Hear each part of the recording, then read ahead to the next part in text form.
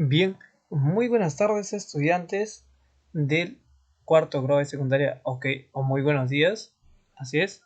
El día de hoy nosotros vamos a ver lo que es referente a nuestro tema de la descolonización. Espero que cada uno de ustedes, por supuesto, se encuentre muy bien, ya sea que lo vean ahora en la mañanita o más tardecito.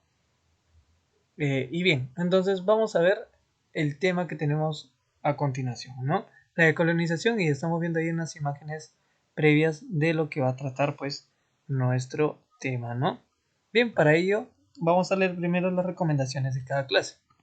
Antes de continuar con la clase, asegúrate de estar en un espacio calmado, de preferencia donde no haya mucho ruido, mantener un volumen adecuado que permita escuchar mejor la clase, ¿ok? Evita realizar otras actividades mientras observas el video. Ojo, concéntrate en el video. Recuerda tomar apuntes de la clase para tu SC y anota tus preguntas y compártelas en la hora de asesoría si en caso las hubiera. ¿Ok? Entonces, una vez mencionado las recomendaciones, vamos a hablar acerca de la decolonización, que se dio entre 1945 y 1975.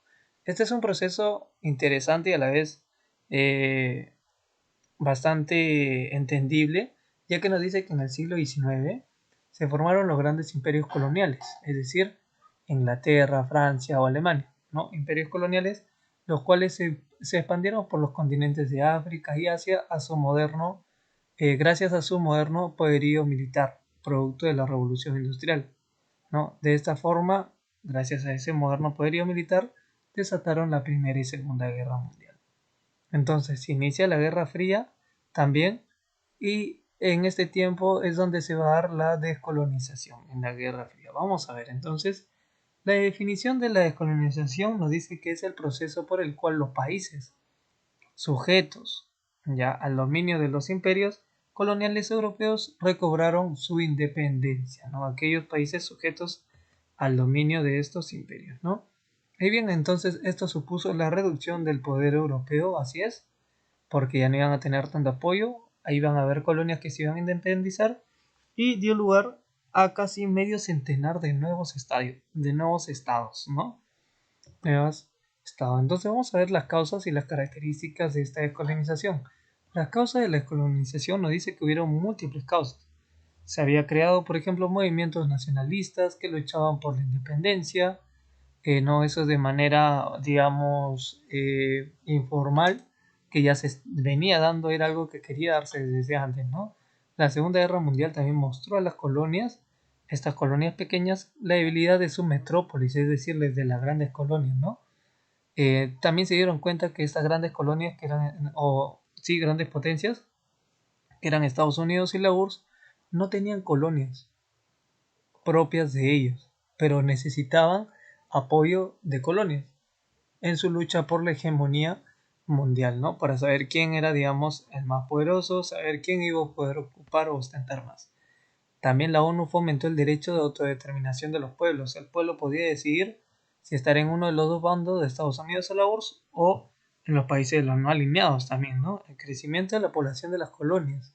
La crítica internacional anticolonial, ¿no? Se dio una crítica de que no tenemos por qué seguir esas potencias mundiales, esas colonias que están tal vez más fuertes que nosotros, pero nosotros también podemos salir adelante, ¿no? Entonces, la actitud de los intelectuales y círculos religiosos estuvieron en contra de los abusos cometidos desde años anteriores, ¿no? Bien, entonces las características nos dice que la independencia supuso un proceso particular. Es posible identificar algunas etapas características, como la movilización independentista, promovida en algunos casos por la élite culta y adinerada, pero que buscaba pues eh, una descolonización, ¿no? También la radicalización y nacionalismo, es decir, la lucha radical contra el poder colonial a tal punto de generar revoluciones y guerras de liberación, ¿no? Y por su exaltación de identidad con su propia colonia de ellos, ¿no? También se iba a dar un mecanismo de independencia, actitud de la potencia colonial, ¿no? Un mecanismo de independizarse estas colonias pequeñas, la relación de la antigua metrópoli nos dice que el poder absoluto rompería lazos con las colonias, es decir, no querían un poder absoluto ellos, ¿no? Querían un poder donde pudieran estar libres, independizados y con sus derechos, ¿no? también había dificultad en la constitución de un estado moderno. Entonces, habían acá complicaciones que ya se estaban dando a luz, ¿no? Saliendo a flote. Entonces, las fases del proyecto nos dice que en este proceso, que tiene sus antecedentes históricos en los movimientos libertarios de fines del siglo XVIII y comienzos del XIX, obtuvieron su independencia las colonias dominadas por Gran Bretaña, España y Portugal, ¿no? Entonces, en estos movimientos libertarios, ¿no? Y fue así como tiene su más importante desarrollo en las siguientes dos fases, ¿no? De 1945 a 1955, esta primera fase nos dice que es la inmediata a la posguerra. Los movimientos nacionalistas se extendieron por Asia, dando la independencia de casi la totalidad de países de Asia, culminando este proceso en la conferencia de Bandung en Indonesia, ¿no? Si le suena la conferencia de Bandung, por supuesto, ¿no? Que se dio en 1955. Esto reunió por primera vez a los países afroasiáticos independientes y los configuró como una nueva fuerza internacional, ¿no? Así es. Y en la segunda fase tenemos de 1955 a 1957, cuando tomó carácter formal el llamado Tercer Mundo. Se propagaron los movimientos nacionales y de liberación africanos, ¿no? Igualmente se produce ello tanto en África como en países árabes y países asiáticos, ¿no? Se dieron movimientos nacionales y de liberación, y estas colonias poco a poco iban a empezar a descolonizarse y a formar una nueva colonia, digamos, autónoma, independiente, ¿no? El proceso de descolonización nos dice, si bien fueron una gran cantidad de países en África y Asia los que adquirieron su independencia, tenemos dos ejemplos saltantes que son la India e Indochina, ¿no? Y acá tenemos un personaje que es Ho Chi Minh, ¿no? Que vamos a verlo a continuación también. La independencia de la India y de Indochina. India era la colonia más grande y populosa de Inglaterra. Así es, obtuvo su independencia en agosto de 1947, luego de un acuerdo con el virrey el virrey de la India, ¿ok? Al igual que el virrey de España, que estaba comandado por España, hay virrey de la India que estaba comandado por Inglaterra, ¿no? Y luego de un acuerdo con la corona británica se firmaron acuerdos entre el virrey justamente de la India y los partidos indios. Estos partidos fueron el Partido del Congreso, ¿no? Que iba a estar, pues, eh, al comando de Gandhi, y la Liga Musulmana, que iba a estar también, en este caso, al liderato de Muhammad. Entonces, la India, una vez que ya firmó este acuerdo, ¿no? Comunidad geográfica albergó dos religiones, la hindú y la musulmana.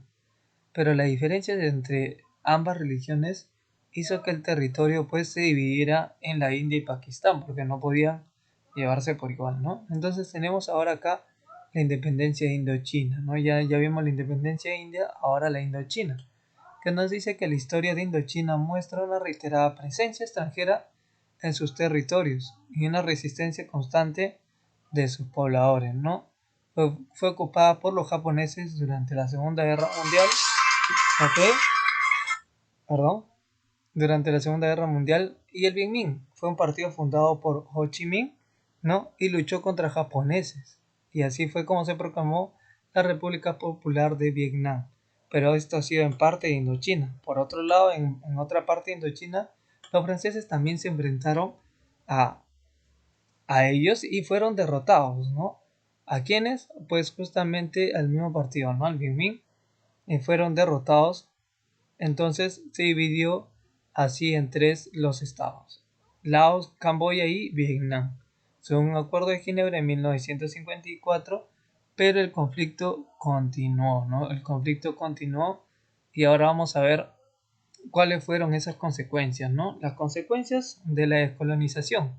Nos dice acá, hubieron seis. Una de ellas es la descolonización, no solo supuso la independencia política de las colonias, ¿ok? De diferentes colonias que pasaron a ser países, sino también implicó problemas territoriales, ¿no? Luchas por, no, hasta acá me pertenece, este es mi país, no, hasta acá, ¿no? Entonces, una consecuencia. Otra va a ser, tras la descolonización, la economía de los países africanos y asiáticos mantuvieron una fuerte dependencia exterior, es decir, estaban adeudados y por supuesto tenían que seguir, a pesar de ser independientes, entre comillas, tenían que seguir bajo regímenes de colonias más fuertes, ¿no? Mayor o con una mejor economía, por supuesto, en ese entonces, ¿no? Ya sea Alemania, Francia, Estados Unidos, la URSS, Gran Bretaña, etcétera, ¿no? La mayor parte de estos países ha sufrido una fuerte inestabilidad política, nos dice, con frecuentes guerras civiles. Eso fue lo que trajo también otra consecuencia.